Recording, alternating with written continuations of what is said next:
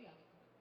და როცა ჩვენ შეგვიძლია არ გამოვეხმაურო იმას, რასაც ეხლა ვხედავთ. ქვეყანა გაანადგურეს, ქვეყანას ტერიტორიები ისაძლევენ მეთქი ხმას, კაცების გამაუპატიურებლებ იმის უფლებას, რომ ვიღაცაზე გაუბრაზდე და აქედან გამომდინარე პოლიტიკური კომენტარები ვაკეთო.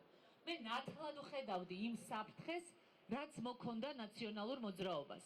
ნაციონალურ მოძრაობას დაუკანონოთ 40 მოძრაობა მოდის. ბიძინამ სხვათა და აი ესეთ შეხვედრებზე ბოლო ხდება რუსეთთან ურთიერთობა. შეხვედრა გქონდა საბურთალოს რაიონის მოსახლეობასთან, ორივე დეპუტატი ჩემთან ერთად იყო ამ შეხვედრაზე, ბატონი მიხეილ კაჭკაჭიშვილი და ბატონი მიხეილ ხომერიკი. მე დარწმუნებული ვარ, რომ მათ დიდი მხარდაჭერა ექნებათ საბურთალოს მოსახლეობის მხრიდან.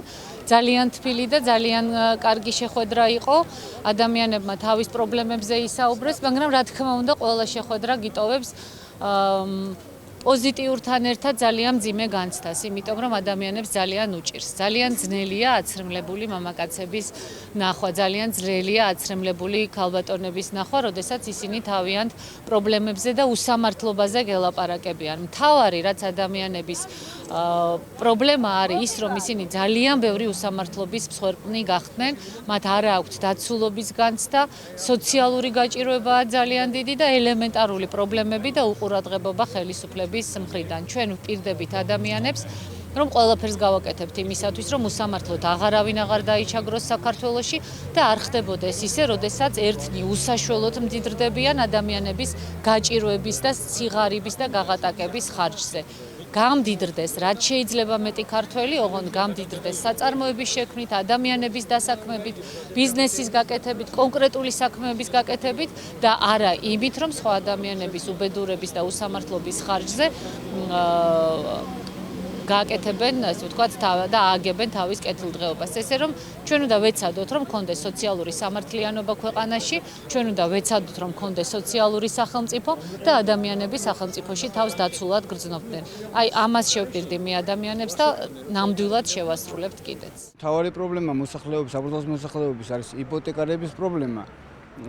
საბურთალოზე ძალიან ბევრი მოსახლეობა წინა ხელისუფლებამ დააზარალა ეკონომიურად, ეს ყველას გვახსოვს საპროცესო გარიგებები და ასე შემდეგ, რის გამოც მოსახლეობას მოუწია ბინების დაგირავება და ასე შემდეგ. ამ კარდაკარის პირობებში მომიწია გაცნობა, რადგან მოსახლეობის ძალიან დიდ ნაწილს მაგალითად ბინები აქვთ ჩადებული ბანკებში ან კერძო იპოთეკარებთან. ეს პრობლემა აწუხებს ძირითადად საბურთალოს ამ მოსახლეობას. მე ვფიქრობ, არა მარტო საბურთალოს მოსახლეობას, ზოგადად მთლიან საქართველოში ეს პრობლემაა. ამ შემთხვევაში რამე კანონიერი მისაღები ან შუამდგომლობით მე გარანტიას ვაძლევს ჩემს ამომრჩეველს, რომ იქნები პარლამენტში წარმოდგენილი ამ პირველი ინიციატივით, რომ რამე მსგავსი ქმედითი ნაბიჯები გადაიდგას მათი ამ მდგომარეობის შესამსუბუქებლად. რაც შეეხება სხვა პრობლემებს, პირველი პრობლემა, რაც ყველასთვის ნებისმიერი ჩვენთაგვანისთვის არის მთავარი და უმთავრესი, არის უსამართლობა, რომელიც დღესდღეობით კვლავ გრძელდება.